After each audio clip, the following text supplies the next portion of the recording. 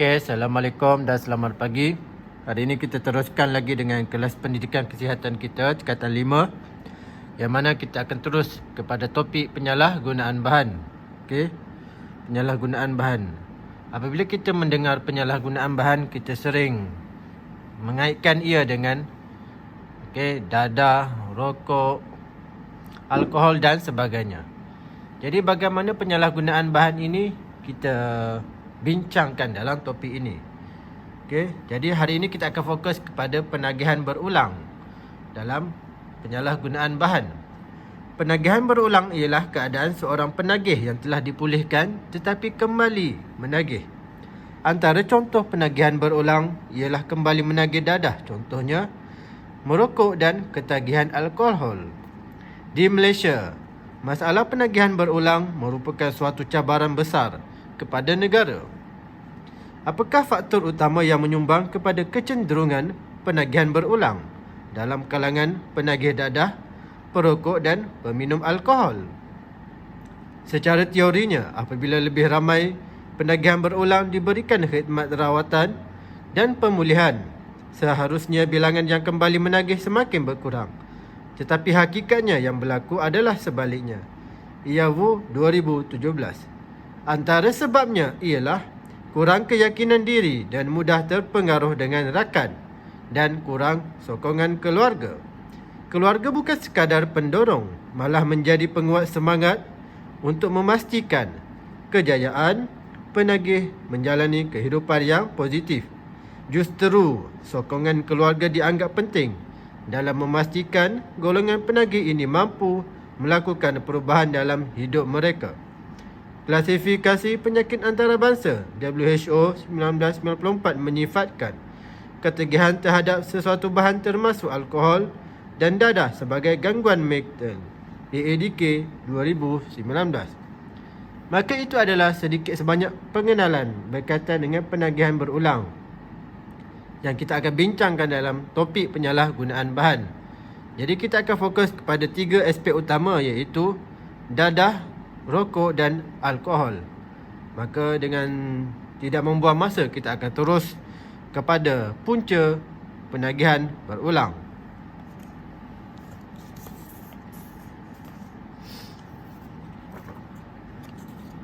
Maka di sini ada standard pembelajaran. Apa yang kita akan belajar pada hari ini?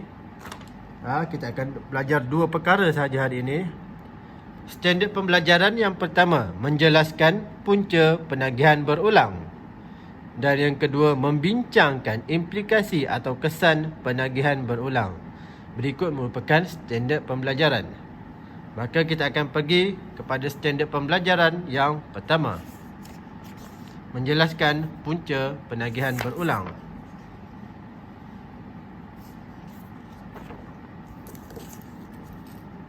Okey, di sini kita boleh nampak ada 5 huruf REMKW. Kita bermula dengan huruf R. Maka itu ringkasan. Jadi kita akan terus dengan punca penagihan berulang. Punca utama berlakunya penagihan berulang disebabkan oleh diri sendiri yang tidak mampu menepis godaan, rintangan dan cabaran dalam kehidupan mereka. Kebanyakan mereka ini terdiri daripada individu yang mudah beremosi dan mudah menghadapi tekanan sosial daripada keadaan persekitaran. Antara punca penagihan berulang seperti yang berikut. R. R merujuk kepada rakan, iaitu pengaruh rakan. Bagaimana pengaruh rakan itu mempengaruhi penagihan berulang? Bekas penagih akan kembali kepada tabiat lama kerana terpengaruh dengan rakan yang masih menagih. Mereka tidak dapat menolak ajakan untuk kembali menagih kerana banyak menghabiskan masa bersama. E merujuk kepada emosi.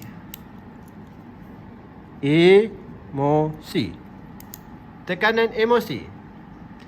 Keadaan diri bekas penagih yang berasa rendah diri dan dipandang serong menjadikan emosi mereka tertekan dan tidak stabil. Bekas penagih mengambil bahan terlarang untuk melupakan tekanan emosi yang dialaminya. Berikut merupakan punca yang kedua. Kita pergi kepada huruf yang ketiga, M. M merujuk kepada masyarakat.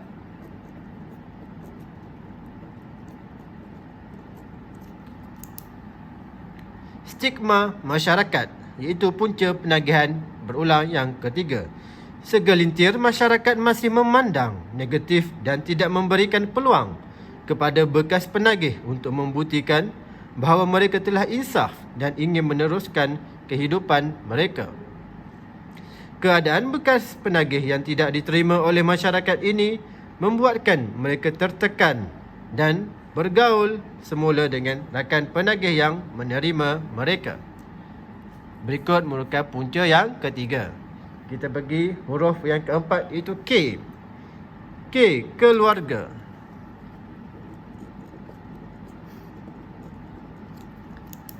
Di sisi keluarga, terdapat segelintir bekas penagih yang tidak diterima dan disisihkan oleh ahli keluarga walaupun telah insaf. Sikap tidak ambil peduli ahli keluarga akan menyebabkan bekas penagih kesunyian dan mendorong ke arah penagihan semula. Huruf yang terakhir, W, merujuk kepada wang ataupun kewangan. Kewangan. Kewangan, masalah kewangan. Bagi penagih yang telah sembuh, mereka mungkin kehilangan pekerjaan yang menyebabkan mereka hilang punca pendapatan, berasa tertekan dengan masalah kewangan dan kesempitan hidup, menyebabkan mereka kembali menagih untuk melupakan masalah. Maka berikut merupakan 5 punca penagihan berulang, dimulai dengan R, E, M, K, W. Rakan, emosi, masyarakat, keluarga dan wang. Maka jelas di situ punca ada 5. Maka kita teruskan lagi dengan implikasi penagihan berulang. Maka di sini kita dapat lihat ada 3 huruf juga yang kita akan rungkaikan berkaitan dengan implikasi penagihan berulang.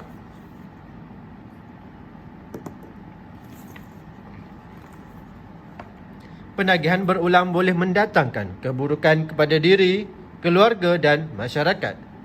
Namun individu yang terlibat dalam penagihan ini boleh dipulihkan dan mampu berhenti sepenuhnya sekiranya mendapat sokongan pelbagai pihak.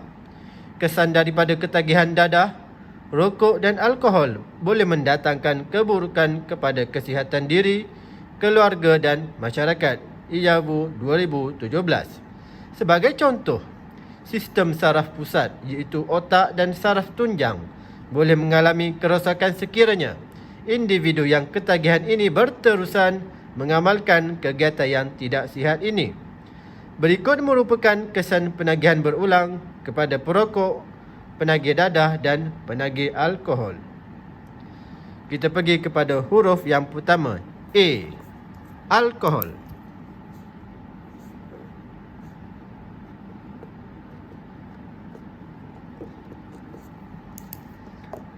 Alkohol.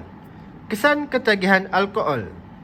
Seseorang itu akan hilang koordinasi gerak tubuh dan juga gangguan kepada pertimbangan kewarasan fikiran dan mengakibatkan kecederaan diri.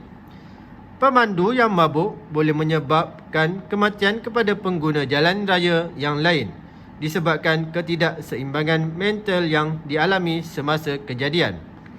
Kajian saintifik menunjukkan perkaitan antara pengambilan minuman beralkohol dalam kalangan wanita yang mengandung dengan kecacatan dan keabnormalan janin dalam kandungan yang dikenali sebagai fetal alcohol syndrome.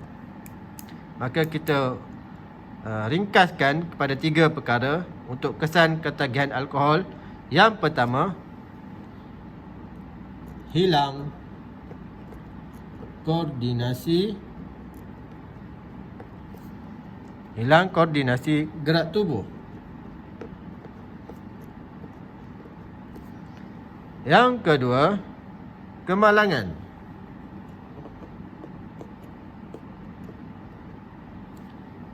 Yang ketiga, kecacatan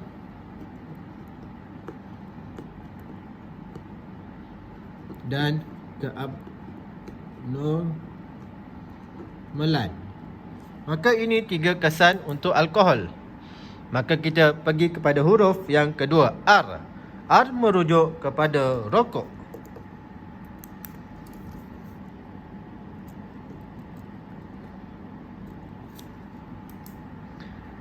Individu yang merokok berisiko mendapat penyakit seperti bronkitis kronik, emfisema dan kanser paru-paru. Asap rokok yang dikeluarkan oleh perokok aktif boleh mengakibatkan individu yang berdekatan terdedah kepada asap rokok tersebut dan secara tidak langsung menjadikan perokok pasif berisiko.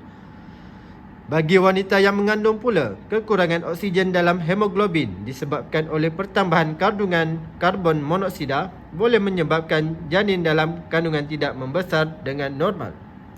Maka kita ringkaskan. Yang pertama, penyakit. Yang kedua, asap rokok.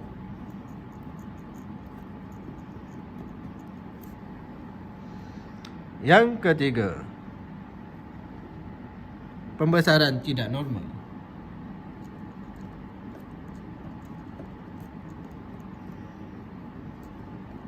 Tidak normal. Maka itu untuk implikasi yang kedua. Kita pergi perkataan yang ketiga, D. D merujuk kepada dadah. Kesan ketagihan dadah. Penagihan ini menyebabkan kerosakan kekal kepada sistem saraf pusat tubuh jika diambil dalam jangka masa panjang. Ketagihan dadah akan meningkatkan denyutan jantung dan tekanan darah. Keadaan ini jika tidak dirawat boleh menyebabkan pendarahan dalam otak, kerosakan otak dan kematian.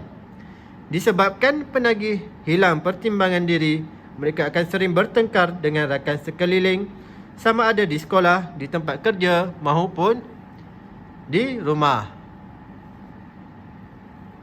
Pasangan hidup penagih berisiko mendapat penyakit kelamin atau penyakit seperti HIV, hepatitis B dan C. Maka kita ringkaskan. Yang pertama, sistem saraf pusat tubuh. Sistem saraf pusat. Okey. Itu pertama. Yang kedua, bertengkar. Dan yang terakhir, penyakit risiko penyakit kelamin. Maka jelas di sini implikasi penagihan berulang kita dapat rumuskan kepada 3 perkara: alkohol, rokok dan dadah. ARD. Maka kesan yang negatif ini amat berisiko kepada penagih yang terlibat. Maka selesai sudah perbincangan kita dengan 2 topik. Yang pertama, punca penagihan berulang, dan yang kedua, implikasi penagihan berulang. Maka kita akan teruskan kepada tunggasan pada hari ini.